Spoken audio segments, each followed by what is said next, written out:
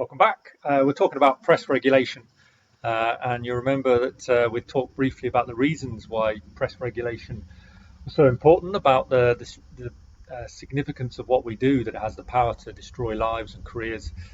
And we were then looking at the brief history of press regulation, how press regulation is separate to broadcast regulation, where it is press regulation itself. It's a process of self-regulation.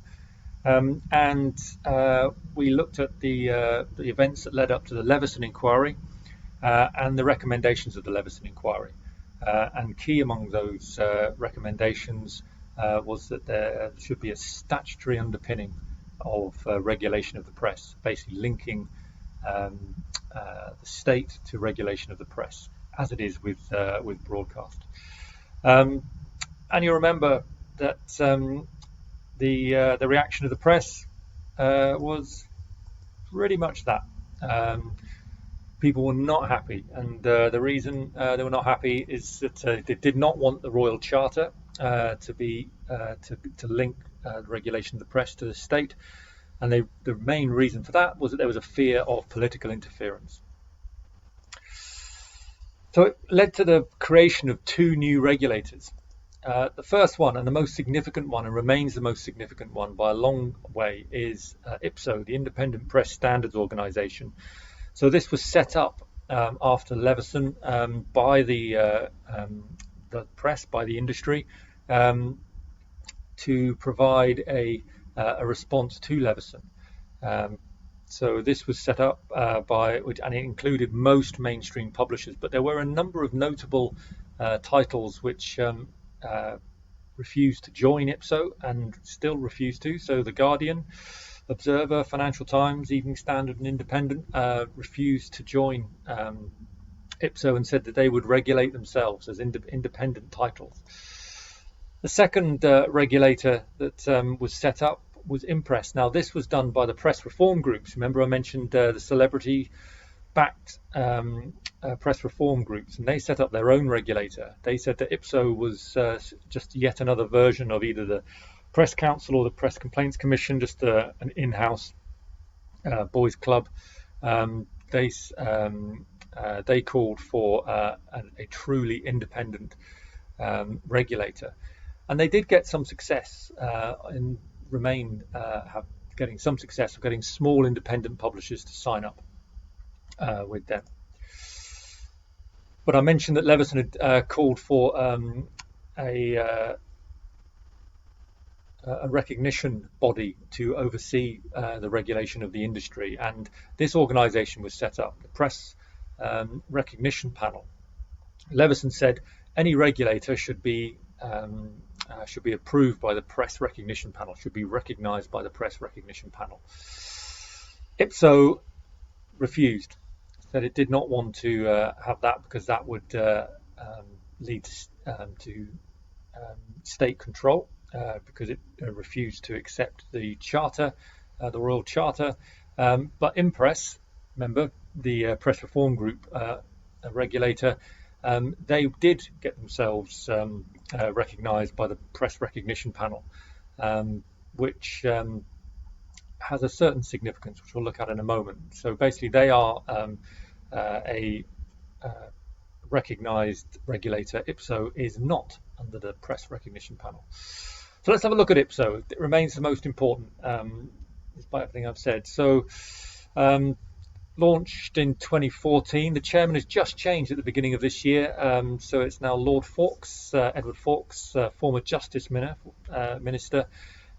He is now the chairman. There's a 12-strong complaints panel. So this panel looks at all the various complaints that come in. That has 5 journalists, but there are 7 lay members. In the past, under the PCC, there were many more journalists. It was a majority of journalists who would decide. So it's very much in-house regulation. The idea is IPSO does provide more independence than previously. But crucially, as far as its critics are concerned, it's funded by the media industry, by the regulatory funding company. So all the media organisations that are subscribed to IPSO, they pay into a fund, and that helps pay for IPSO. So As I mentioned, it's not governed by a royal charter, so it's not Leveson compliant. So Leveson said any regulator had to be governed by the royal charter and have recognition. So IPSO is not that. And its critics say it's controlled by the media giants, just as the Press Complaints Commission and the Press Council was before it. You can see various critics, including Gemma Dowler, who's the sister of Millie Dowler, the girl whose phone was hacked after she was abducted and killed.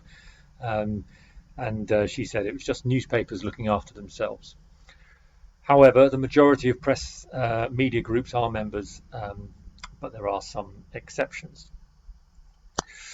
So you just need to know a little bit about the procedure. So it's a free complaints procedure, but which can lead to corrections and apologies within the press, but there's no financial redress. So you can't go to a newspaper or an online organisation and demand compensation through IPSO. There is that independent arbitration scheme, so it's low cost. So if you don't have an awful lot of money and you want to push a newspaper into issuing an apology or a retraction, you can use the IPSO arbitration scheme without it costing an arm and a leg. And IPSO does have the contractual power to fine an organisation £1 million. That's not handed to the victim. It's £1 million fine which goes to IPSO. And it says contractual because that's how you join IPSO. You sign a contract and you say that you will be bound by its decisions. And IPSO also did call in industry outsiders to draft its editor's code. So that's the rule book, the editor's code. Moving over to Impress, that's a sort of small one. It's a bit of a minnow, but it has a significance because it was seeking to attract lots of non-mainstream publishers, but its existence does lead to a matter of legal significance. So if we look at this, if you just remember, we had Leveson inquiry there at the top.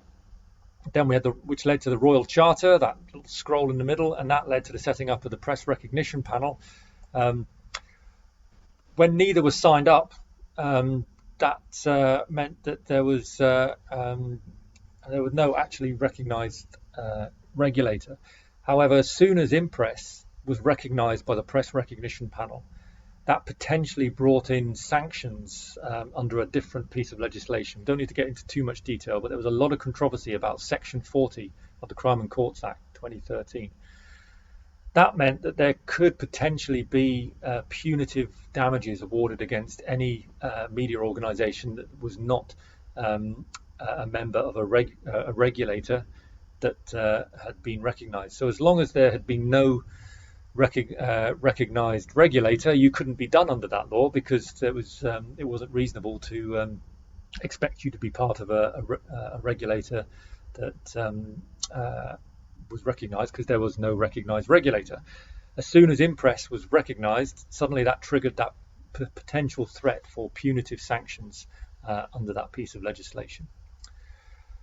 However, things have moved on. If we look at what was supposed to happen under Leveson, there was supposed to be a second part of Leveson, which is supposed to look at the relationship between the press and the police. That hasn't happened, and that isn't very unlikely to ever happen. Scrapped in 2018, so we're unlikely to ever see a second part of Leveson. And those punitive measures I mentioned under the Crime and Courts Act, Section 40, so that even if an organisation, a media organisation that was part of IPSO, which was not recognised, even if they won a case in court, they could end up having to pay damages even if they won that case under the Section 40, which, as you can imagine, caused all sorts of anger. That's unlikely to come into force. The government pledged to scrap it. They said they wouldn't bring in Section 40 or would actually repeal Section 40. However, as we all know, things moved on. Theresa May's government